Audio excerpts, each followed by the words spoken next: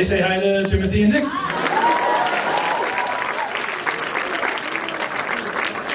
So, obviously we have to know what you ordered at Torchy's that was so delicious. We had some like fried avocado thing. Yeah? Did you get the queso? Yeah, queso. Yeah, of course. Okay, so you did it well. I thought so. I just broke my sunglasses. I didn't know queso was a dip, and I know that's a really bad thing not to know. Your anonymity to me asked if you should eat it with a spoon. At Torchy's, that's okay. You can do that at Torchy's. Well, congratulations on the movie, first and foremost. I think they like it. There's a whole bunch of people that want to ask you questions. I'm going to kick it off real quick. I've talked to actors who have played real people before, and some of them prefer playing fictional characters because they feel like that gives them more freedom, and some of them prefer playing real people because that gives them something to draw from and a very specific, narrow focus. So in this case, how do you approach that? How do you think as an actor?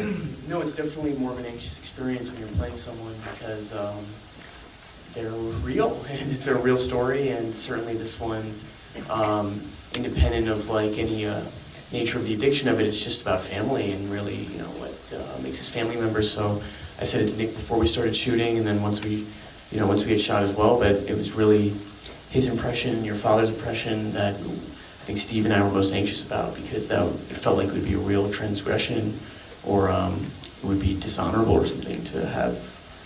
I mean, can you imagine if somebody played you in a movie and you were like, that sucks?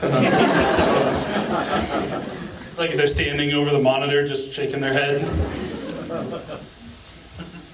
Well, I mean, I don't know, but I would just say that obviously, meeting Timmy and just seeing his performance and watching the way he works, he's just incredible, and I feel so lucky, to have gotten him, and you just see in his performance, just there's so much complexity to it, and I think about that scene in the diner with Steve, and you can see how Timmy, the way Timmy plays that character, which is the way that I felt, which is that he's just this sensitive, good person that's being taken over by these drugs, and the fact that he was able to sort of capture all that in one performance is so mind blowing to me. So I couldn't be happier.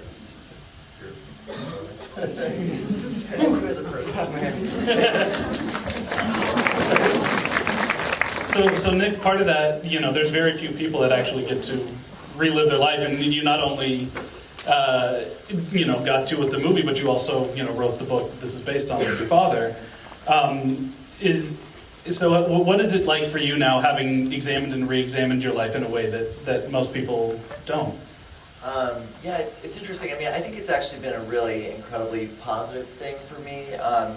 When the books came out, I was really worried that people were gonna really judge me for being an addict and for everything that I went through. And I really kind of had the opposite experience, where people it seemed like because I was able to share what I'd been through, it allowed other people to kind of share what they'd been through too. And so I was able to have these amazing conversations with people all across the country. And with the movie, it feels like it's just that, on an even bigger scale. And it's one of the main reasons that we wanted to kind of do this as a movie to begin with, is because we just really wanted to kind of get our story out there so that we could go and talk to people and sort of connect with people who are either going through this or know someone who's going through this, or just have some experience that they can relate to this in some way, which I feel like is almost everybody. Well, it's definitely an affecting movie, and I can only imagine, watching it, with the personal connection you have, it's got to bring up a whole ton of emotions. But I can't speak for everybody, but I do definitely feel like it's a very earnest and honest portrayal of addiction, and it I think maybe what you're hoping for is that people understand it as a complex issue and not just as what you usually see on one of the crime shows or something, and it's just a guy in an alley or something. But there's real stuff there. Yeah, no, I mean, the thing about addiction that is so frustrating is that, there really doesn't seem like there's no way to know who's going to be addicted and who isn't. And, for me, growing up, obviously I never imagined that I would, be on the street, doing what I was doing. It just was not conceivable to me. And then, when I found myself in that situation, it was like I just wanted to figure out how I'd gotten there. And, what I learned through a really painful process is that addiction, isn't a choice. It's a disease. It's a brain disease. It's one, that I have, that I'm dealing with on a daily basis. But the really cool thing is that there is hope out there. So for people who are struggling, it's possible to have a really amazing life sober. And, I think that's something that that's a message that we really want to get out there with this film. Well, anybody else have any questions? Hopefully you've had some time to think. Oh, lots of people. I'm gonna start with this woman on the right here. I don't know if we have a microphone, but if not, just use your big voice.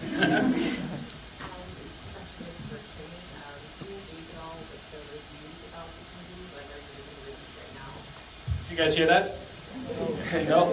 She wanted to know if Timmy has been reading reviews of this and if he engages with reviews of his stuff. No, the answer is no, because I'm a critic, right? Hey, oh, really? You look so handsome today. Wow. All right, just think about what you're going to say. Is all I'm saying. Sitting here, I was like, oh, yes. No, the answer is no, because if you believe the good stuff, then you got to believe the bad stuff too, and it's true, right? I mean, and then also, I feel like the more you act and the more you try to get better too, it's a game of learning the mirror and whatever that means. But if you look at that stuff, you can really get in your head in a consequential way. And I feel like the best advice I ever got was nobody cares. And anytime you get too in your head, it's like, man, no one's really. So yeah. Oh, okay. You really want to Timmy, ask the question? I'm a big fan of your work here and in other films. I have sort of a two-headed question, if that's okay.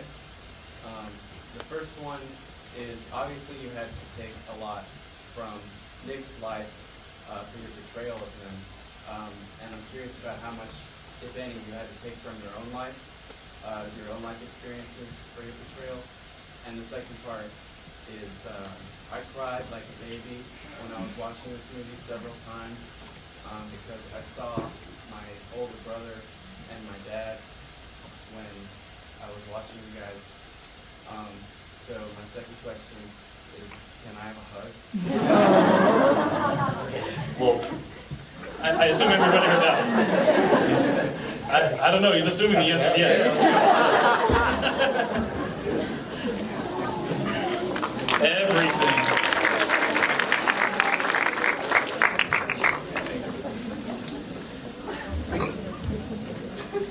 Right, so question 2 is out of the way. Oh, yes, so yeah. question 1. Well, the first thing, I'm a son in a family, so and that was kind of I feel like my lens into doing this role, and it really happened the first time we hung out, where I realized, oh wait, I don't have to go into some narcissistic Hollywood, I gotta become this, I gotta make some leap, but rather realized, oh, this is a disease that affects everyone, there's no face to it, play a human, play a son, play a brother, play a sibling, and so if anything was pulled from my life, it was that feeling, and that's what was sometimes hard going home at night, some of these scenes with Steve, I'm thankful I haven't gone through this with my dad, but I think any young person in this room, you get in your spats to your parents, and I would be going home at the end of the day with this movie, oh my God, in my head about that, yeah. You? Yeah. This is a question for Nic.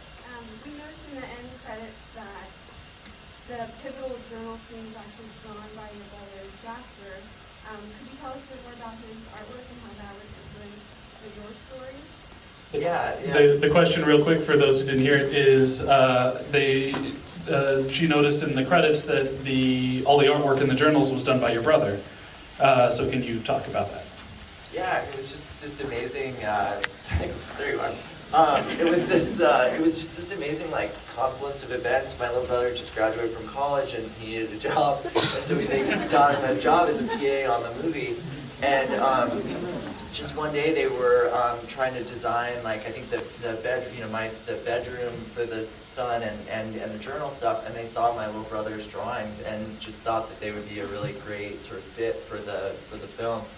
And he actually did like a lot of the artwork in my room in the movie, and it's really great because I feel like it's such a sort of pivotal scene, and it's so effective. Like his work is so amazing, and it feels so real and like true.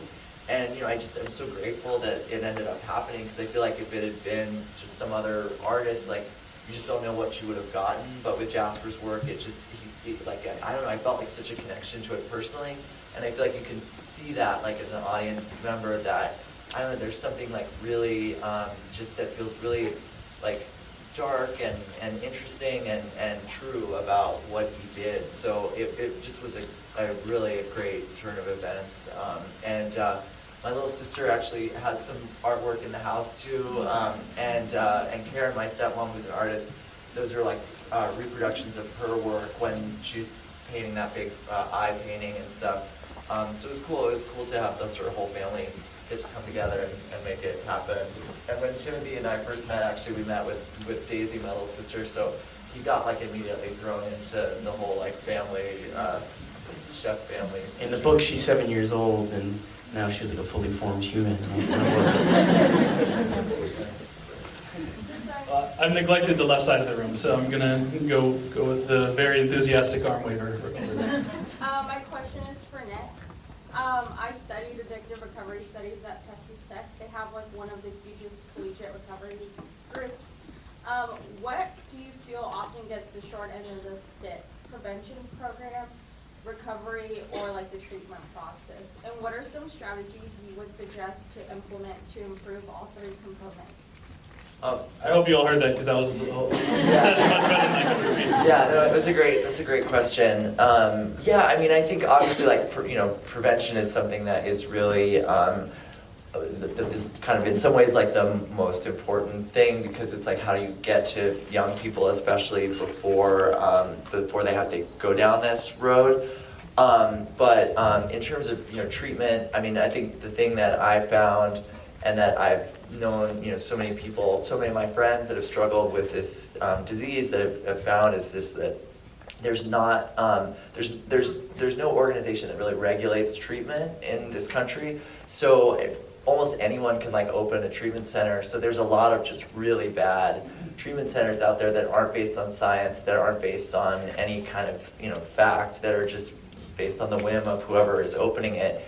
And then also access to treatment is a huge issue in this country, because of people not having access to health care, and because of insurance companies not paying for treatment.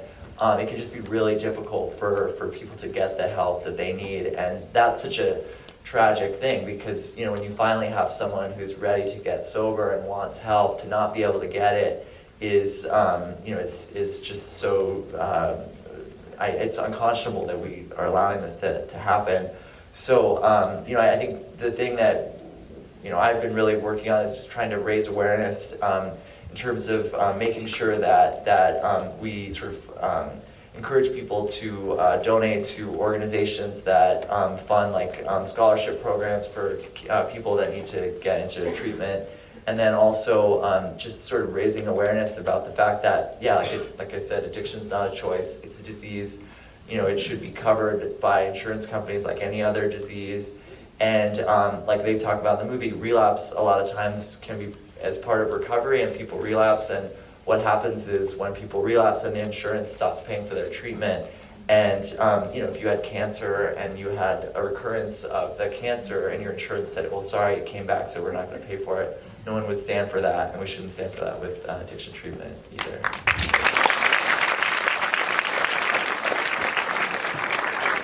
I saw you. Let's go to this. My question's for Timothy.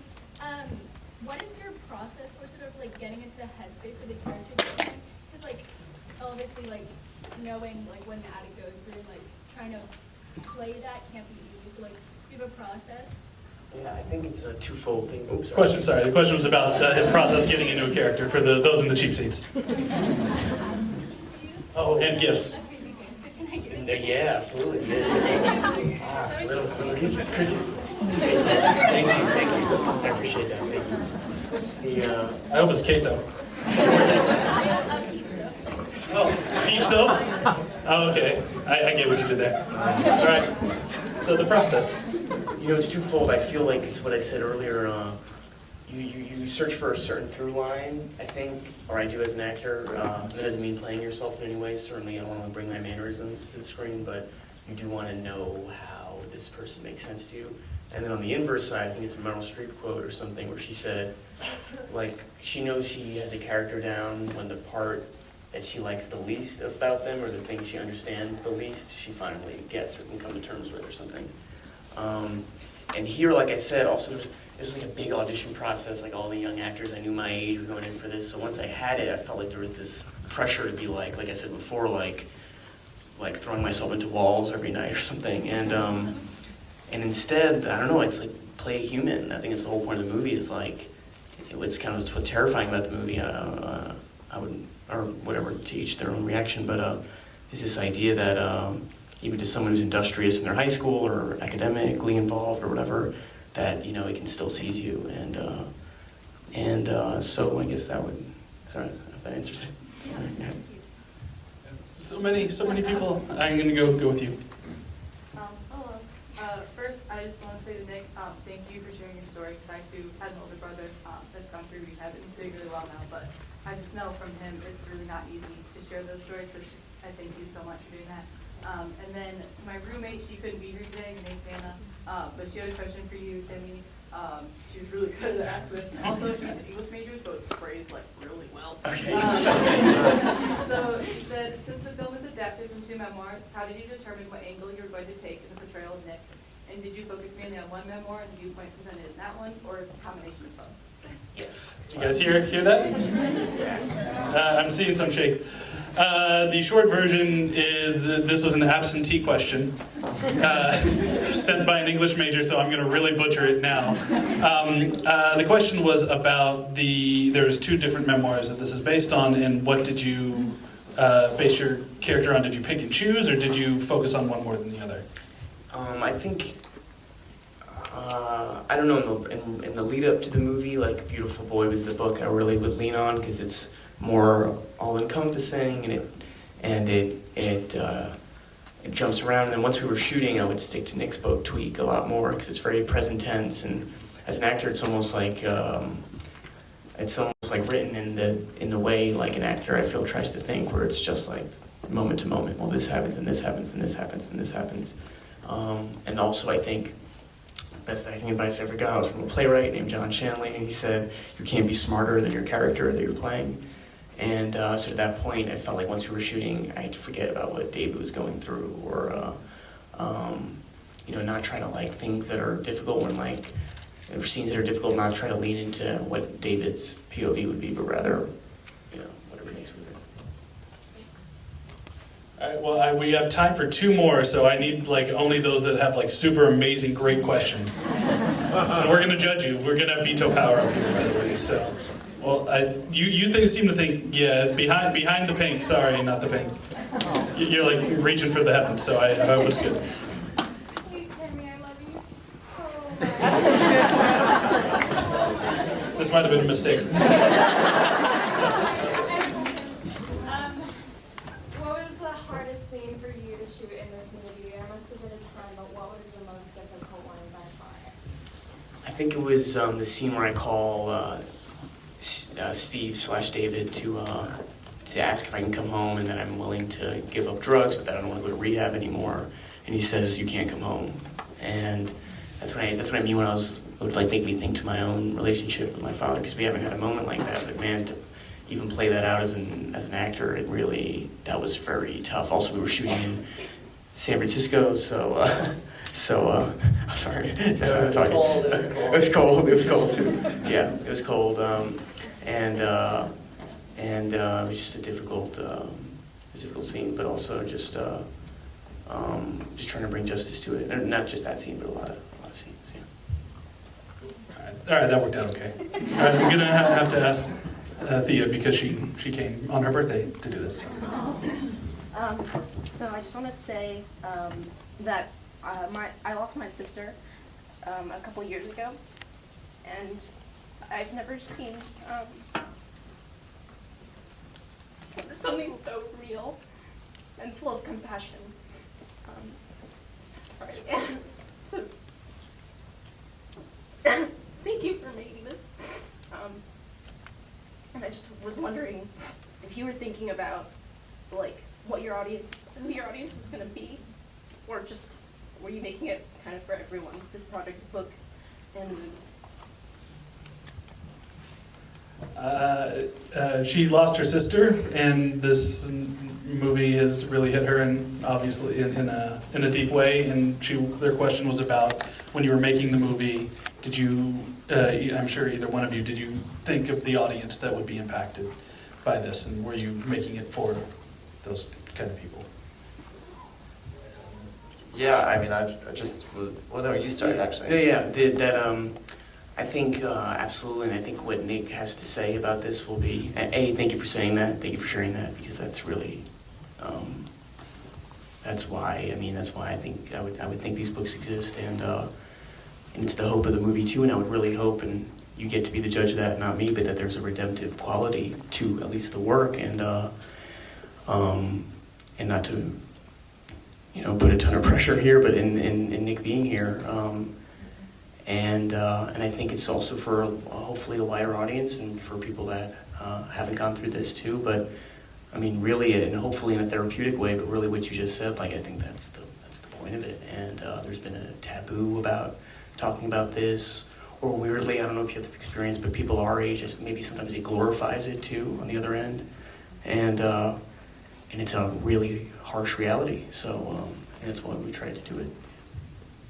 Yeah, no, I completely agree, and thank you for sharing your story too. I feel like, it makes me really emotional because, I've had a lot of close friends that have died recently because to this, disease, and it's really frustrating to see it happening over and over and over again, and it's not getting the attention that I feel like it deserves, or it's not being talked about in the right way, and so it just feels like such an honor, I guess, to be able to share my story and have someone like Timothy, be involved and help to sort of bring it to the world, because it is something that is it just doesn't make sense. It's still like, and I think that the movie does that really well, like where there's never a point where you're like, oh, this is the reason that this kid is doing this, or or it's because of whatever, it doesn't make sense. And the people that I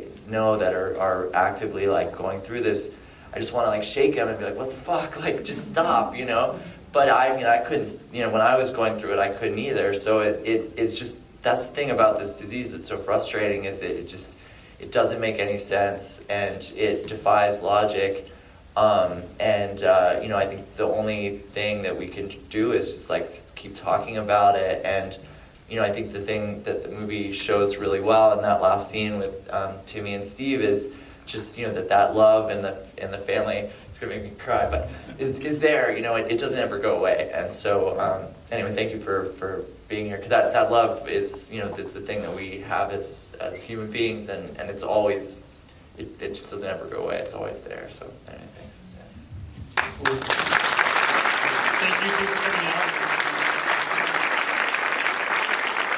Oh, do you want to selfie this? Okay. All right, we're going to pull an L in here, I guess. All right, so wipe the tears away, everybody. Stand